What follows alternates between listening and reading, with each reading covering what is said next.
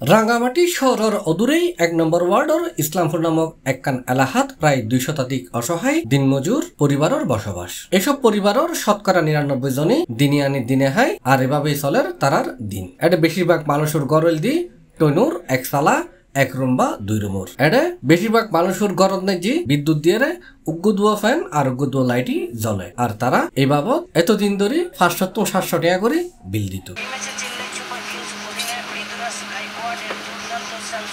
কিন্তু হঠাৎ করেই এসব দিনমজুর মানুষজনের গরদ নাজি বিলাইয়া শুরু করে দিতে ৩, ৫, ১০, ৭০ হাজার টাকা পর্যন্ত, জিয়েন অসম্ভব একখান বিষয়। স্থানীয় জানাই তারা প্রত্যেক মাসে বিদ্যুৎ বিল পরিশোধ করে, তারা তখনও বকেয়া নাই। কিন্তু এই রকমের বুতুরে বিদ্যুৎ বিল দেখি তারা এখন ডরাই গই নবজাত দে এদুগুন্টিয়া হত্যুন দিব, ক্যাং করে দিব, কিল্লাই বা দুগুন্টিয়া বিলাইয়ের।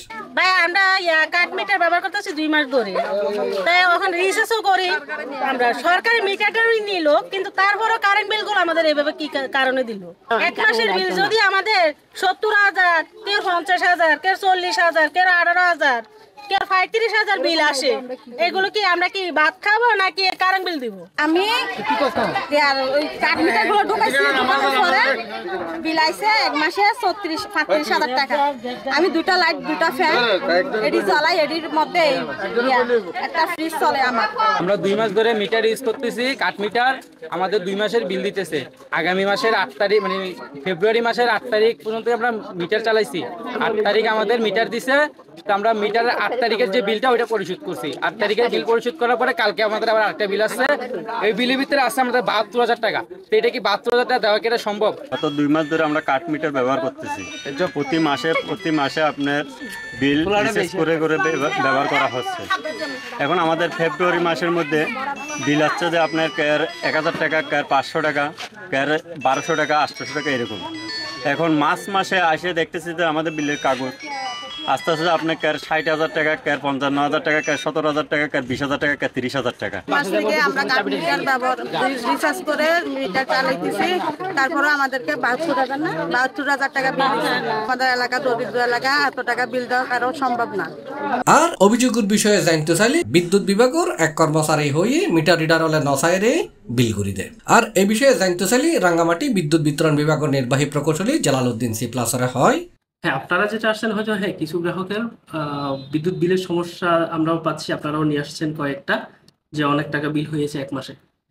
আসলে অনেক টাকা বিল হয়েছে 1 মাসে বলতে এখানে একটা ভুল ধারণা হচ্ছে কি, ওই পোস্টপেড মিটারটা যেদিন পরিবর্তন করা হয়েছে সেই দিনের সর্বশেষ রিডিং অনুযায়ী তার একটা ক্লোজিং বিল হবে।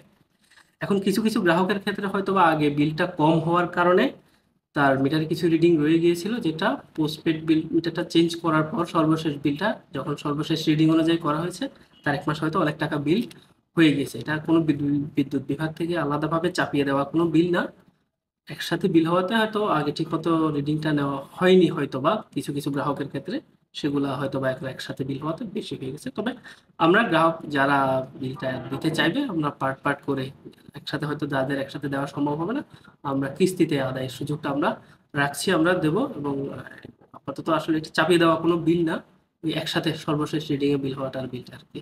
ধন্যবাদ। এইসব অসহায় দিনমজুর মানুষ শুনি এই বিদ্যুৎ বিল লই ফজ্জি ভয়াবহ বিপাকত। তারা কি করিব চকি নদেহের তারাতে এন হন ইনকাম নাই দিয়ে এদু গুন্টিয়া তারা বিল দিব, কিংবা তারার বিল লোন ক্যাং করে মাফ হইব, বা সত্যিকারের বিল কিভাবে তারা দিতে পারিব, ইয়েনি এখন একখান বিশাল চিন্তার বিষয়। তারা অতি দ্রুতই এই রকমের বুতুরে পরিস্থিতিতে মুক্তি চায়।